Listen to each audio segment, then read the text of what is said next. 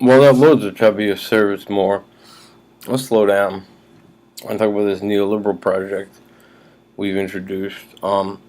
I do think that what you saw happen to um, the impoverished black population of New Orleans, starting to people started to get a picture of things that just regularly go on like that.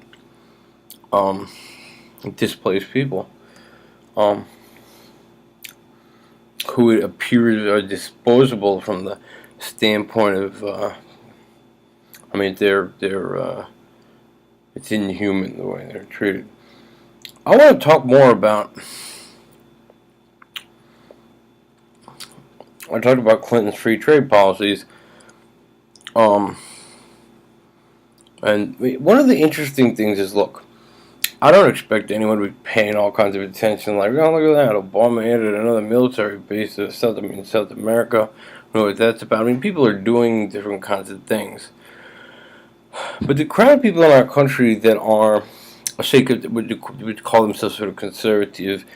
I mean, is there a class identification, like they're in the markets or they're investors? One of the things I've never understood, I made earlier videos about it where,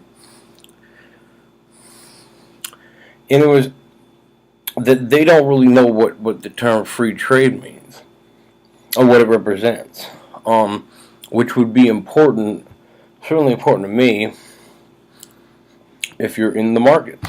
I mean, it's part of a picture. It's a global economy. You're investing your money in different places. You may be doing a number of things if you're in that sort of social class. Well, how could they not know what free trade means? And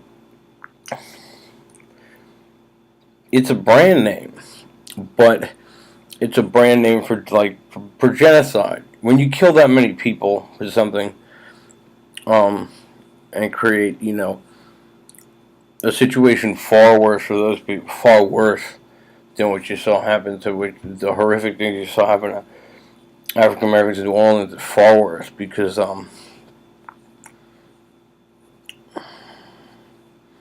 millions of people starving to death. Um, you know, there are military bases there to make sure. I mean, do you ever wonder why we need? Let's say, why do they need military bases to shore up an economic policy? I mean, isn't it just this? And like, I've talked to people who are like, say they're conservative or they're who in business and the markets and stuff. Like, how do you not know what this is? But like, maybe I should say something. Should I? Is this our topic? People being murdered all over the place with these economic policies. Is this our topic? What you saw in New Orleans is just something that goes on regularly of these treating human beings like as though they're disposable.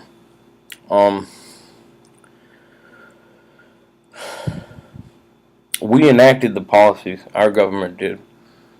Those That's why it's important. Clinton, that's the Democratic Party, did something like that. That has to stop. It has to. It's turning the world into like the Middle Ages, and everything that goes along with it: starvation, spread of new diseases, religious fanaticism, terror. It's coming out. It's coming out of these policies. Um, but how people could like speak as though they know about economics and markets and not. I mean, that's how I found out about it. I had my own lecture. I want to become economically literate. I found out what those free trade policies are, and how could they do that?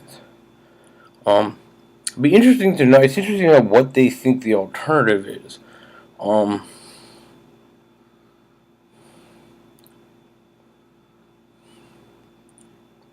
50% of what's being called trade. But see, it's so silly to say, like, the people, how come they're not educated about this in the universities when you take economics, for example? I mean, I took a development economics class. The way they're talking about it indicates they're ill. I took a college level economics course to kind of just like brush up. They don't talk about it there.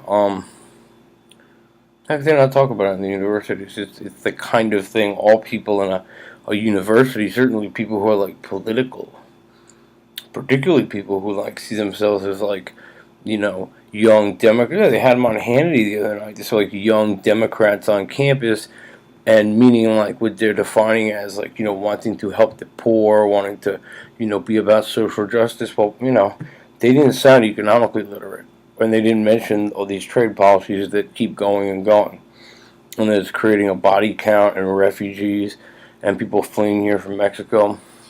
How could they not know? It was like the young Democrats or whatever. I mean, the people from the 60s, I mean, like Students for Democratic Society, if this was going on then, they certainly would have known about it. In other words, it wasn't, that wasn't happening then. The issue was racism and the Vietnam War. They're very serious people, though. The young people now that come on these shows, like, yeah, we represent the, group of young Democrats at, Princeton or whatever. It's amazing. I mean, compared to what was there in the 60s of like Democratic people, those aren't, I don't know what they're about. How could they not know? It's like it's like saying you're a Democrat in the 60s, but like, or being like, into social justice in the 60s and like being unaware that we were at war in Vietnam or something. I mean, it's like, how could they not know? But I mean, maybe they're not raised to be economically literate. Maybe, they're raised to worry about. That's just it.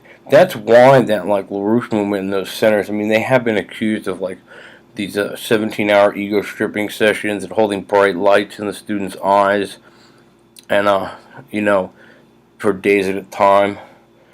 The idea being it's called ego stripping, like that if they do this, they interrogate them for hours.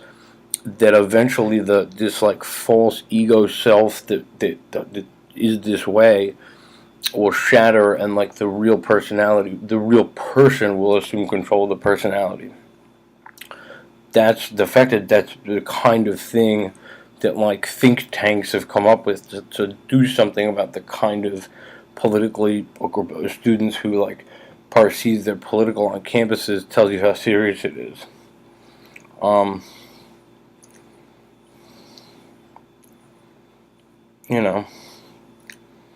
But what they think free trade is, I don't know. 50%. I mean, if you look at the balance of payments, 50% of what's counted as trade is internal movements of objects and parts within a corporation. So if you ship parts into a factory in Mexico for to be assembled and ship them back into the U.S. like within the same corporation for value added, that's counted as trade in the balance of payments.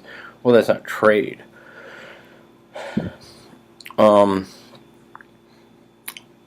Trade's in decline. But the only way to keep these policies is to keep putting military bases all over the place. The way it's interesting that the sort of like liberal young people are very concerned about the war all the time. I mean, they say, "Oh, what we're doing overseas, that's something that could be discussed. Our role we play in the world, and where we should be and not be. But that is the role we play in the world. And people also have to realize the role we play in that sense. But they don't want to know. Maybe it takes too much work to know the role we play in continuing these kind of economic policies. Sometimes I really do think that, the Monica Lewinsky scandal happened right at the time those were being passed.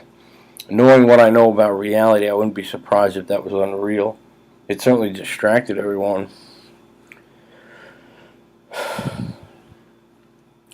If you're going to kill millions of peasants, you might want to distract everyone with a thing about blowjobs. I mean, I don't think that's for someone who lives in reality, I don't think that's something that that isn't a serious question. I think it is a serious question.